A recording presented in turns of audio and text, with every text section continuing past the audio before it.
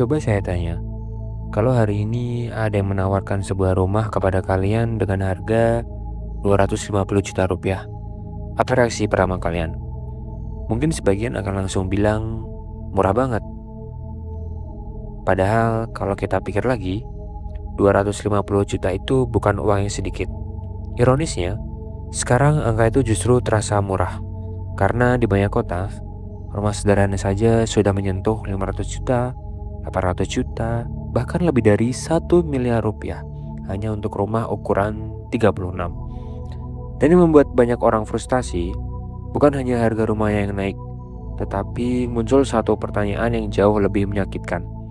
Apakah aku masih punya kesempatan membeli rumah? Kalau kalian Gen Z atau milenial, mungkin pertanyaan itu pernah muncul di kepala. Ketika melihat teman mulai mengunggah foto rumah baru, ada yang upload proses akad, ada yang pamer desain interior, ada yang bilang alhamdulillah akhirnya punya rumah sendiri. Sementara kita masih sibuk menghitung sisa saldo setelah gajian. Lalu tanpa sadar muncul pikiran, aku kerja juga tiap hari, kenapa rasanya rumah makin jauh ya? Dan semakin dipikirkan, semakin terasa aneh. Orang tua kita dulu dengan pekerjaan yang mungkin tidak semewah sekarang bisa membeli rumah di usia 30-an. Sementara hari ini banyak orang dengan gelar sarjana punya pekerjaan tetap, bahkan gaji yang lebih tinggi daripada orang tuanya dulu, tapi tetap merasa punya rumah hanyalah mimpi yang terus menjauh. Lalu sebenarnya apa yang sedang terjadi? Apakah kita yang kurang bekerja keras? Apakah kita terlalu boros? Atau memang ada sesuatu yang berubah pada dunia yang kita tinggali hari ini? Pada hari ini kita membahas semuanya. Dan mungkin setelah menonton video ini sampai selesai, kalian akan sadar masalahnya bukan sesederhana itu. Kalau kita berbicara tentang rumah, sebenarnya kita sedang membicarakan sesuatu yang sangat mendasar. Tempat untuk pulang, tempat untuk istirahat, tempat membangun keluarga. Bahkan bagi banyak orang Indonesia, punya rumah adalah simbol bahwa hidupnya sudah berhasil.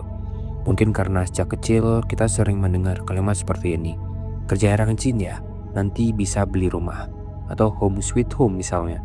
Kalimat itu terdengar sederhana, tetapi tanpa sadar tertanam menjadi standar hidup.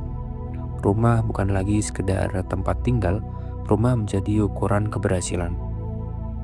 Masalahnya, realita hari ini berbeda. Harga rumah bergerak jauh lebih cepat daripada perasaan kita. Setiap tahun harganya naik, sementara kenaikan penghasilan banyak orang tidak selalu mengikuti.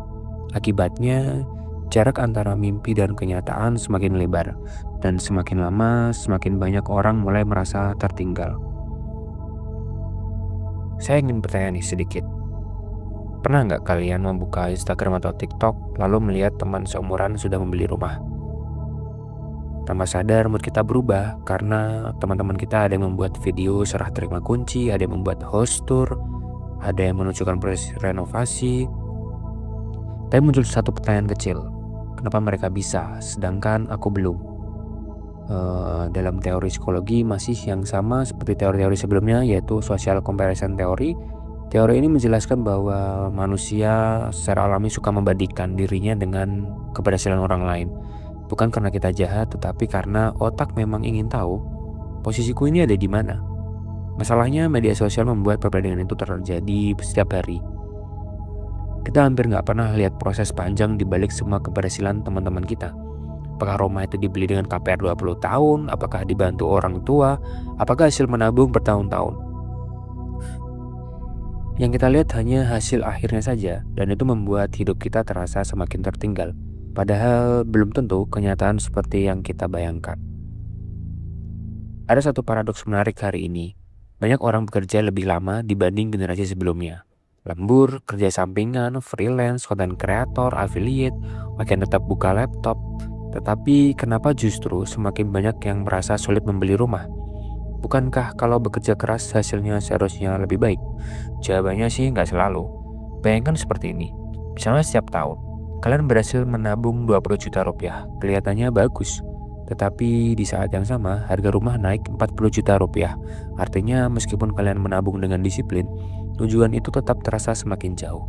Inilah yang membuat banyak anak muda mulai kehilangan harapan.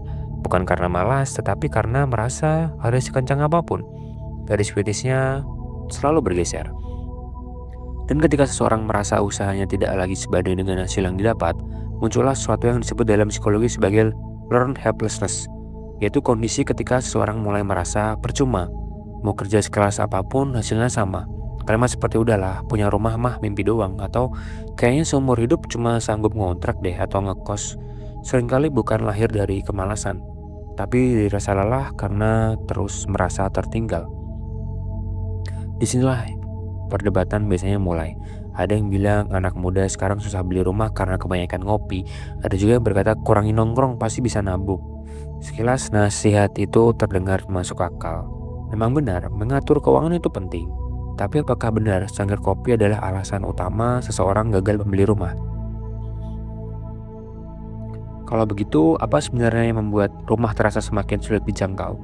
Apakah karena harga tanah, karena gaji yang tidak mengejar inflasi, karena investasi properti, atau cara kota-kota di Indonesia berkembang? Di bagian berikutnya kita akan membahas nih, kenapa harga rumah itu bisa naik jauh lebih cepat daripada pendapat masyarakatnya. Dan mungkin disitulah kita akan menemukan jawaban yang selama ini tidak pernah diajarkan di sekolah. Rumah semakin mahal tapi gaji nggak berlari secepat itu. Mari kita mulai dari kenyataan yang paling sederhana. Bayangkan, ada dua orang yang sedang berlomba. Orang pertama adalah harga rumah. Orang kedua adalah gaji kita. Masalahnya, mereka tidak berlari dengan kecepatan yang sama. Harga rumah terus bergerak naik, sementara kenaikan gaji seringkali jauh lebih lambat. Akibatnya, setiap tahun kita merasa sudah bekerja lebih keras, sudah menabung lebih banyak, tetapi rumah yang ingin kita beli justru terasa semakin jauh. Inilah yang sering membuat banyak orang merasa frustasi.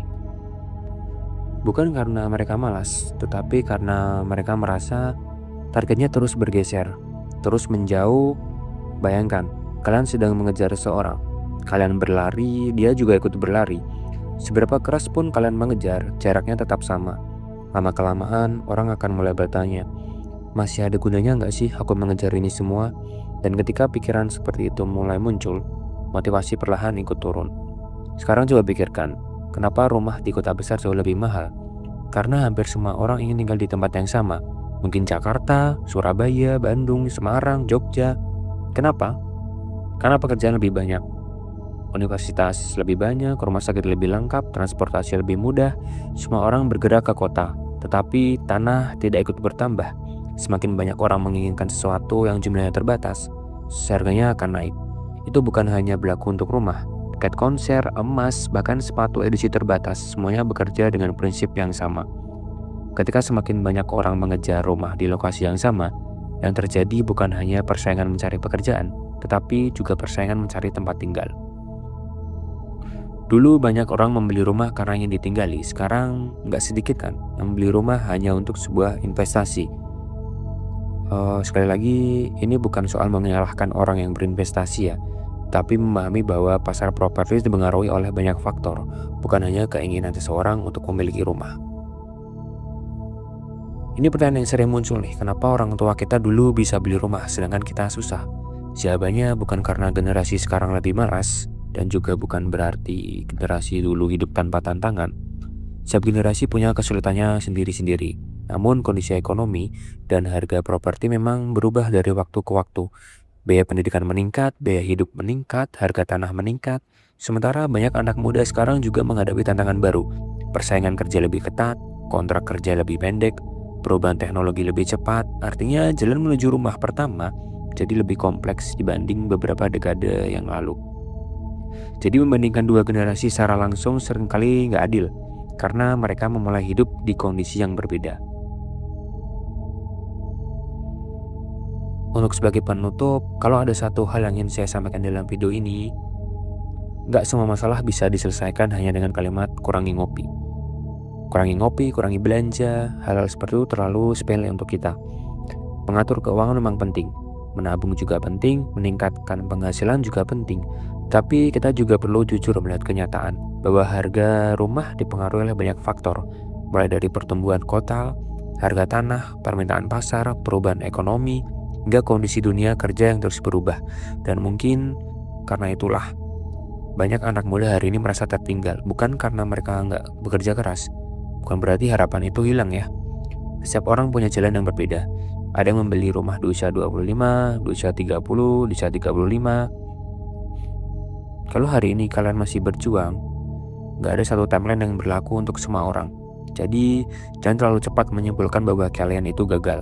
Karena hidup bukan perlombaan siapa yang paling cepat membeli rumah. Melainkan bagaimana kita terus membuat keputusan yang sesuai dengan kondisi dan kemampuan kita. Dan mungkin itulah pelajaran terpenting. Rumah memang penting, tetapi jangan sampai keinginan memiliki rumah membuat kita merasa hidup kita nggak berarti sebelum memilikinya.